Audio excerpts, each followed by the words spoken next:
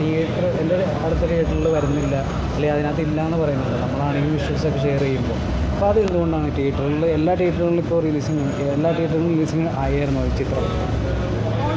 എല്ലാ തിയേറ്ററിലും റിലീസ് ചെയ്തിരുന്നു. ഫിയോക്കായിരുന്നു റിലീസ് ചെയ്തത്. തിയേറ്റർ സംഘടന തന്നെയാണല്ലോ ഫിയോക്ക് വഴിയാണ് നമ്മൾ റിലീസ് ചെയ്തേക്കുന്നത്. ഓൾ കേരള പടം ഉണ്ട്, എല്ലായിടത്തും ഉണ്ട്. പക്ഷേ പടം ഇറങ്ങി എന്നുള്ളത്, പക്ഷേ ഇതിൻ്റെ പ്രൊമോഷൻസും കാര്യങ്ങളൊക്കെ പലയിടത്തും കാണാമെങ്കിലും സിനിമ ഇറങ്ങി എന്നുള്ളത് സാധാരണക്കാരിലേക്ക് ഒന്ന് എത്താനായിട്ട് വൈകി എന്ന് എനിക്ക് തോന്നുന്നു. ഇപ്പോഴാണ് തിയേറ്റേഴ്സ് എല്ലാം ഫുള്ളായി വരുന്നതും.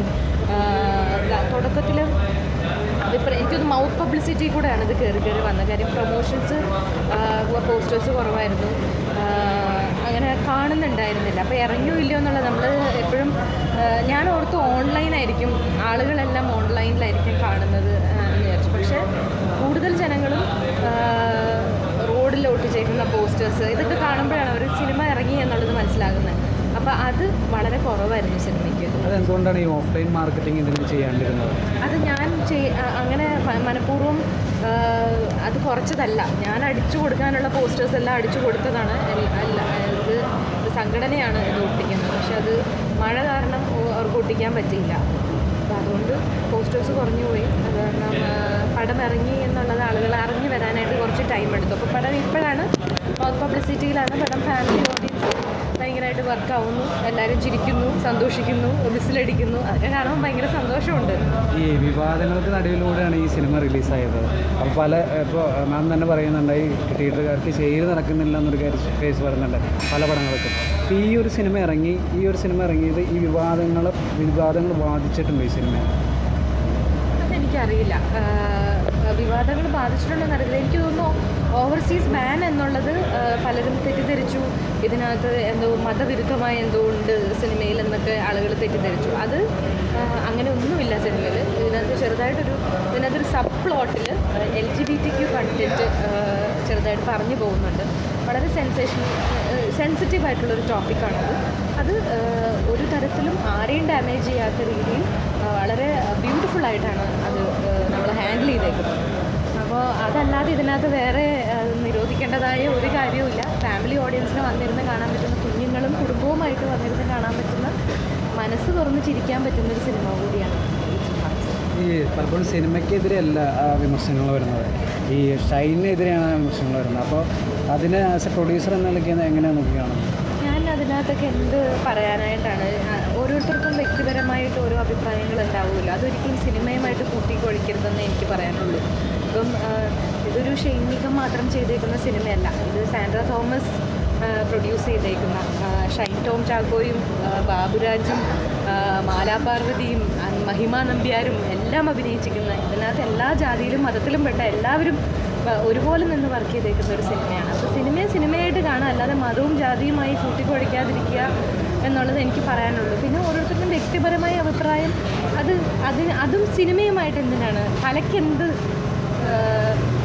ജാതി മതം എന്നുള്ളതാണ് എനിക്ക് മനസ്സിലാവാത്തത്. അതുപോലെ തന്നെ പൈസയ്ക്കും, ഞാൻ ഇറക്കിയിരിക്കുന്ന പൈസയ്ക്കും ഒരു ജാതിയും മതവും ഇല്ല. അപ്പോൾ എനിക്കെന്താ പറയേണ്ടതെന്ന് അറിയില്ല. എന്തോ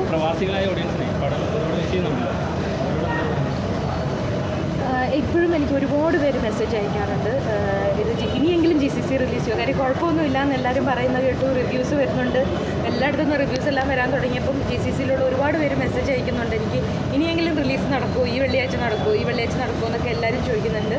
പക്ഷേ എനിക്ക് ഹോപ്പില്ല. ഇനിയും GCCയിൽ അവർ ഒരു പ്രാവശ്യം ബാൻ ചെയ്ത് കഴിഞ്ഞാൽ ഇനി അവിടെ നടക്കുമെന്ന് എനിക്ക് തോന്നുന്നില്ല. ഇനി ഇതിൻ്റെ ഒരു OTT സാറ്റലൈറ്റ് റിലീസിനോ വേണ്ടി അവർ വെയിറ്റ് ചെയ്യേണ്ടതായി വരും.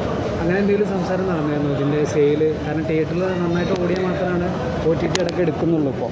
അപ്പോൾ ഈ സിനിമ നന്നായിട്ട് ഓടിക്കഴിഞ്ഞ് കഴിഞ്ഞാൽ, അല്ലെങ്കിൽ കഴിഞ്ഞില്ലെങ്കിൽ ഈ സിനിമ OTTയിൽ വരും എന്നൊരു പ്രതീക്ഷ ഉണ്ടോ? പലരുമായിട്ട് സംസാരിക്കുന്നുണ്ട്, ഇതിൻ്റെ സെയിൽ സംബന്ധിച്ച് പലരുമായിട്ട് സംസാരിക്കുന്നുണ്ട്. പക്ഷേ എനിക്ക് നേരത്തെ പറഞ്ഞ പോലെ എനിക്ക് എൻ്റേതായ കുറേ ലിമിറ്റേഷൻസ് ഉണ്ട്. ഒരുപാട് ആളുകൾ വാഴുന്നൊരു ഇൻഡസ്ട്രിയാണിത്. അപ്പോൾ അവിടെ എനിക്ക് എൻ്റേതായ ഒരുപാട് ലിമിറ്റേഷൻസ് ഉണ്ട്. എന്നാലും ഞാൻ എൻ്റേതായ രീതിയിൽ ട്രൈ ചെയ്യുന്നുണ്ട്. നടക്കുമെന്നുള്ളൊരു കാര്യം, ഇത്രയും റിസപ്ഷൻ കിട്ടിയൊരു പടം, ഇത്രയും ആളുകൾ ചിരിച്ച് കൈയടിച്ചൊരു സിനിമ ഒരിക്കലും സെയിൽ നടക്കാതിരിക്കും എന്ന് ഞാൻ വിശ്വസിക്കുന്നു. ഈ ഈ ഇൻഡസ്ട്രിയിൽ ഈ സിനിമ വിജയിക്കരുത് എന്ന് തോന്നുന്ന ആൾക്കാരുണ്ടെന്ന് തോന്നുന്നുണ്ടോ? ആസ് എ പ്രൊഡ്യൂസർ എന്നതിലേക്ക് പറഞ്ഞു അങ്ങനെ തോന്നുന്നുണ്ടോ? ലേഡി പ്രൊഡ്യൂസർ എന്നതിലേക്ക് എനിക്കതറിയില്ല. അങ്ങനെയൊക്കെ ആരെങ്കിലും ഒരാൾ മോശമായി പോട്ടെ എന്ന് ഒരാൾ നന്നാവരുതെന്നൊന്നും ആരും ചിന്തിക്കുകയില്ലല്ലോ. എനിക്കറിയത്തില്ല. അങ്ങനെ ആളുകൾ നിന്നിട്ടില്ല. കോമ്പറ്റീറ്റീവ് മൈൻഡ് ഉണ്ടാവുമായിരിക്കും. അതിനപ്പുറത്തേക്ക് ഒരാൾ നശിച്ചു പോകണം എന്നൊന്നും ചിന്തിക്കുന്ന ആരും ഉണ്ടാവുമെന്ന് എനിക്ക് തോന്നുന്നില്ല. ഈ കോമ്പറ്റീറ്റീവ് മൈൻഡിൻ്റെ ഭാഗമായിട്ട് ചില കാര്യങ്ങളിപ്പം ഒരേ സമയത്ത് ഇറങ്ങിയ സിനിമകൾ ഓടുന്ന സമയത്ത് ഒരു സിനിമയെ പൊക്കി പറയും, ഒരു സിനിമയെ താത്തി പറയും. നമുക്ക് അറിയാൻ പറ്റും. ഒരേ പ്രൊഫൈലിൽ നിന്ന് തന്നെ അവിടെ ഇവിടെ മാറി കമൻറ്റ് ചെയ്യുന്ന, ഓടി നടന്ന് കമൻറ്റ് ചെയ്യുന്ന ആൾക്കാരൊക്കെ ഉണ്ടല്ലോ. അങ്ങനെയൊക്കെയുള്ള ഇതല്ലാതെ ഇൻഡസ്ട്രിയിലുള്ള ആൾക്കാർക്ക് അങ്ങനെയാണ്. ഇപ്പോൾ പോലും ഇവിടെ വന്നേക്കുന്ന മുഴുവൻ ഇൻഡസ്ട്രിയിലുള്ള ആളുകളാണ്. അതൊക്കെ അവരുടെ സിനിമ ഇറങ്ങിക്കഴിഞ്ഞിട്ട് ഇങ്ങനെ അവർക്ക് വന്ന് കാണേണ്ട കാര്യമില്ല. അപ്പോൾ അതൊക്കെ ഒരു സപ്പോർട്ട് എന്നുള്ള രീതിയിൽ വരുന്നവരാണ് അവരൊക്കെ. എല്ലാവരോടും നന്ദി മാത്രമേ എനിക്ക് പറയാനുള്ളൂ. അപ്പം ഒത്തിരി പേര് കണ്ട് സന്തോഷം പറഞ്ഞു പോകുന്നുണ്ട്. അപ്പോൾ ഇനിയും സിനിമകൾ ചെയ്യാൻ ഞാൻ ചെയ്തേക്കുന്ന മുഴുവൻ എക്സ്പെരിമെൻ്റൽ സിനിമകളാണ്. ഇതും അങ്ങനെ ഒരു സിനിമയാണ്. കാണുമ്പോൾ വളരെ സിമ്പിളായിട്ട് തോന്നുന്ന ഒരു സിനിമയായിട്ട് തോന്നുമെങ്കിൽ 3 കോംപ്ലിക്കേറ്റഡ് ആയിട്ടുള്ള 3 ലവ് സ്റ്റോറീസാണ് പറയുന്നത്. അത് 3 കൊണ്ട് അവസാനിപ്പിക്കുക എന്ന് പറയുന്നത് ഇച്ചിരി പാടുള്ളൊരു കാര്യമാണ്. എവിടെയും ആരെയും ദ്രോഹിക്കാതെ, ആരെയും വിഷമിപ്പിക്കാതെ, എല്ലാവരെയും സന്തോഷിപ്പിച്ച് തീർക്കാനാണ്. അപ്പം എനിക്ക് ഇനിയും ഇതുപോലത്തെ സിനിമകൾ ചെയ്യണം എന്നുണ്ടെങ്കിൽ, ഇപ്പോൾ കഴിഞ്ഞ പടം നല്ല നിലാവുള്ള രാത്രിയാണ്. അത് ആണുങ്ങളെ മാത്രം വെച്ച് ചെയ്തൊരു സിനിമയാണ്. ഇത് ആ ജോണറിൽ നിന്ന് കംപ്ലീറ്റ്ലി ഡിഫറെൻ്റ് ആയിട്ടുള്ളതാണ്. ഇനി വരാൻ പോകുന്നതും അങ്ങനെ തന്നെയാണ്. അപ്പം എനിക്ക് കൂടുതൽ സിനിമകൾ ചെയ്യണം എന്നുണ്ടെങ്കിൽ ഇതുപോലുള്ള സിനിമകൾ പ്രോത്സാഹിപ്പിച്ച് തന്നെങ്കിൽ മാത്രമേ ഇനി മുന്നോട്ട് സിനിമകൾ ചെയ്യാനായിട്ടുള്ളൊരു ഒരു ആർജവം ഉണ്ടാവും. ഈ സിനിമ സർക്കാരിൻ്റെ ഭാഗത്തു നിന്നാണെങ്കിലും അതുപോലെ തന്നെ സിനിമ മേഖലയിൽ നിന്ന് എല്ലാവരും പറയുന്നത് സ്ത്രീ സിനിമാ പ്രവർത്തകർ കൂടുതലായിട്ട് വരണം. പക്ഷേ അങ്ങനെ വരുമ്പോഴും പല സിനിമകളും ഇവിടെ സ്ത്രീകളുടെ നല്ല രീതിയിലുള്ള സാന്നിധ്യമുള്ള സിനിമകളൊക്കെ മറ്റു പല മേഖലകളിലും ഉയർത്തപ്പെടാതെ പോകുന്നുണ്ട്. അതായത് മറ്റുള്ള സിനിമകൾക്ക് കിട്ടുന്ന അത്രയും ഹൈപ്പ് കിട്ടാതെ പോകുന്നുണ്ട്. എന്തുകൊണ്ടായിരിക്കും ചിന്തിച്ചിട്ടുണ്ട്? അതിനകത്ത് ഒരുപാട് ചിന്തിക്കാനൊന്നുമില്ല. ഇപ്പോൾ പോലും എനിക്ക് പബ്ലിക്കായിട്ട് വന്നിട്ട് എൻ്റെ ഒരു വിഷമം പറയാൻ പോലും എനിക്ക് പേടിയാണ്.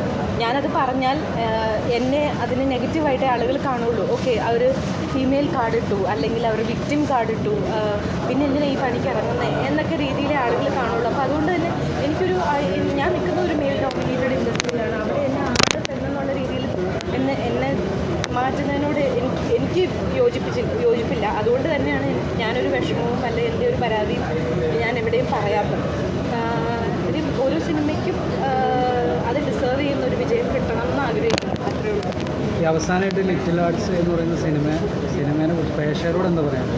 ലിറ്റിൽ ഹാർട്സ് ഒരു ലൈറ്റ് ഹാർട്ടഡ് ആയിട്ട് എന്താ പറയുക, നമ്മളെ ഒരു 2 മണിക്കൂർ നമ്മളെ എല്ലാം മറന്നിരുന്ന് ചിരിക്കാൻ പറ്റുന്ന ഒരു സിനിമയാണ്. അത് ഫാമിലി ആയിട്ട് വന്നിരുന്ന് ചിരിച്ച് സന്തോഷിച്ച് ഒരു നല്ല സിനിമ കണ്ട ഒരു ഫീലായിരിക്കും ലിറ്റിൽ ഹാർട്സ്. നിങ്ങളുടെ ഒരിക്കലും ഞാൻ ഒരു സിനിമ കണ്ടിട്ട് എൻ്റെ പൈസ പോയി എന്നാരും പറയില്ല. അത്രയും സൂപ്പർ പടം എന്നുള്ളതിൻ്റെ ഓരോ കോളും ഞാൻ ഓരോ ഷോ കഴിയുമ്പോഴും എനിക്ക് ഇഷ്ടംപോലെ കോൾസ് വരുന്നുണ്ട്. അപ്പോൾ അവരെല്ലാം പറയുന്ന പടം ഹിറ്റാണല്ലോ, പടം സൂപ്പർ ഹിറ്റാണല്ലോ എന്ന് പറയുന്നത് കേൾക്കുമ്പോൾ തന്നെ ഒത്തിരി സന്തോഷം. Thank you.